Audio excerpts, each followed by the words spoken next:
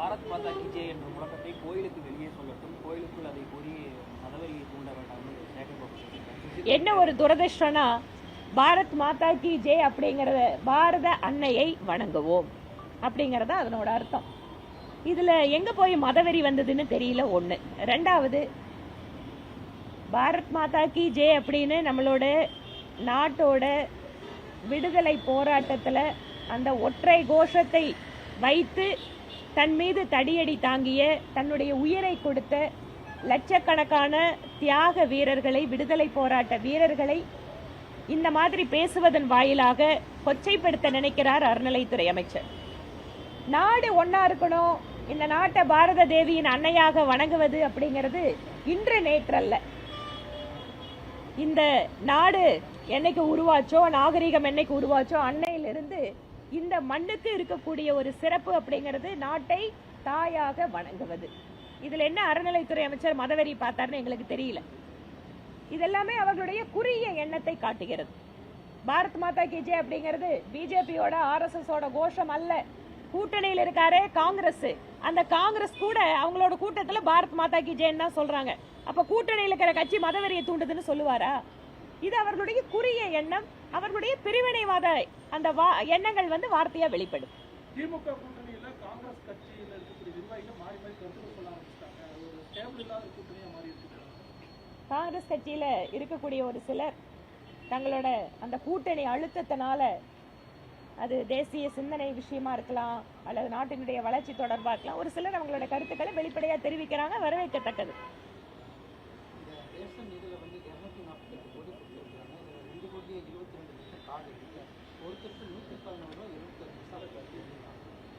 இதுல என்ன பார்க்கணும்? ரேஷன் கடைக்கு என்ன, ரேஷன் அட்டைதாரர்களுக்கு என்னென்னவெல்லாம் கிடைக்கணுமோ அதை உறுதி பண்றது அரசாங்கத்தோட கடமை. சில அரிசி மாதிரியான, கோதுமை மாதிரியான உணவுப் பொருட்கள், உணவு தானியங்கள் நேரடியாக மத்திய அரசாங்கத்துக்கிட்ட இருந்து ஸ்டேட்டுக்கு கொடுக்குறாங்க, ஸ்டேட் பிரித்து கொடுக்குறாங்க. அது இல்லாமல் ஸ்டேட் கவர்மெண்ட் தனியாக சக்கரை கொடுக்கறது, இல்லை அதில் டீ தூள் இது மாதிரி ஆட் பண்ணுறது ஸ்டேட் கவர்மெண்ட் அவங்கவுங்களோட இதில் கொடுக்குறாங்க. இதில் ரேஷன் அட்டைதாரர்கள் அப்படிங்கிறது வரும்போது நாட்டில் கிட்டத்தட்ட போலியாக நிறைய ரேஷன் அட்டைகள் இருந்தது. அதை ஸ்ட்ரீம்லைன் பண்ணி தான் இப்போ எல்லாமே அதை டிஜிட்டல் வாயிலாக கொண்டு வந்துட்டு இருக்கோம். அதனால இன்று பொது விநியோக திட்டம் அப்படிங்கிறது வெறுமனே மத்திய அரசு மட்டுமல்ல, மாநில அரசு அதிகமான பங்களிப்போடு செயல்படுத்துகின்ற திட்டம். அது போதைப் பொருள் தடுப்பு நடவடிக்கைகள்ல மத்திய அரசு தான் தீவிரமா கண்காணிக்கணும், கோர்ட்ஸ் அந்த மாதிரி ஏரியாவில். அது போக பெற்றோர்கள் தான் குழந்தைகளை பார்த்துக்கணும். தமிழ்நாட்டோட அப்பா இப்படி அவரோட பொறுப்பை விட்டா எப்படிங்க? என்ன தான் வீடியோ போட்டாரு, போதைப் பொருளுக்கு எதிராக இருக்கோனாரு, தான் குடும்பத்தினுடைய தலைவனாக மாறி தமிழ்நாட்டை காப்பாற்றணும்னு அவதாரம் எடுத்த மரியாதைக்குரிய முதலமைச்சர் அவர்கள் தன்னோட பொறுப்பை மத்திய அரசாங்கத்து மேலையும் பெற்றோர்கள் மேலையும் போட்டுட்டு கை கழுவக்கூடிய நிலைமையில் தமிழகத்தை அவர் கொண்டு விட்டுவிட்டார். இன்றைய இளைஞர்கள் போதை கலாச்சாரத்திற்கு அடிமையாகி அவர்கள் சட்டம் ஒழுங்கு, குற்ற செயல்கள், தன் குடும்ப உறுப்பினர்கள் மீதிய வன்முறை தாக்குதல் என்று இன்று மிக மோசமாக தமிழகத்தினுடைய இளைஞர்கள் சென்று கொண்டிருப்பதற்கு இவர்களுடைய அரசும் ஒரு காரணம். அதனால இன்னைக்கு தமிழகத்தோட முதல்வர் எங்க தன்னோட தோல்விகள் வெளியில தெரிஞ்சிரும், தன் மேல பொறுப்பு எடுத்துட்டா நம்ம மேல பழி போட்டுருவாங்க அப்படிங்கிறதுக்காக மத்திய அரசு தான் காரணம், பெற்றோர்கள் தான் பார்த்துக்கணும்னு அழகா தன்னோட அந்த செய்ய வேண்டிய வேலையை தூக்கி இன்னொருத்தங்க மேல போட்டுட்டு போக பார்க்கிறார்.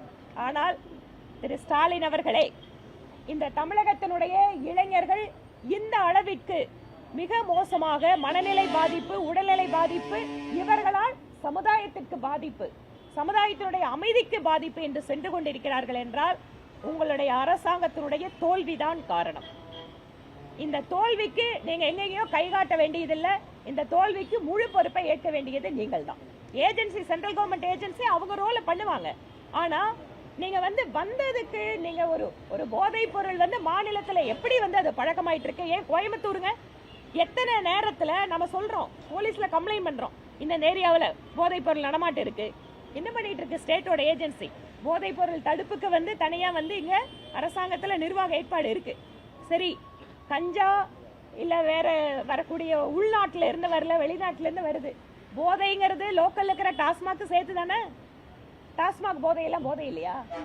டாஸ்மாக நடத்துற முதல்வர் அவர்கள் இந்த போதை கலாச்சாரத்தை ஒழிக்கணும்னு சொன்னா அப்ப அதுக்கு உங்களோட பதில் என்ன? ஒவ்வொரு வருஷம் வந்து டார்கெட் வச்சு சேல்ஸ் பண்றீங்களே, அப்ப போதை எண்ணத்தை இல்லது போதை பொருளை நீங்க வந்து மக்கள் கிட்ட பரவலாக்கலையா? யாருக்கிட்ட ஏதாவது கேட்கறவங்க என்ன சொல்லுவாங்கல்ல, கேனையன்னு சொன்னா என்ன வேணா சொல்லலாம்னா அந்த மாதிரி முதலமைச்சர் இப்ப இறங்க ஆரம்பிச்சிருக்காரு. பிளே ஸ்டோர் மற்றும் ஆப் ஸ்டோரில் இருந்து பாலிமர் செயலியை QR கோடு மூலம் பதிவிறக்கம் செய்யுங்கள். செய்திகளை உடனுக்குடன் பெறுங்கள்.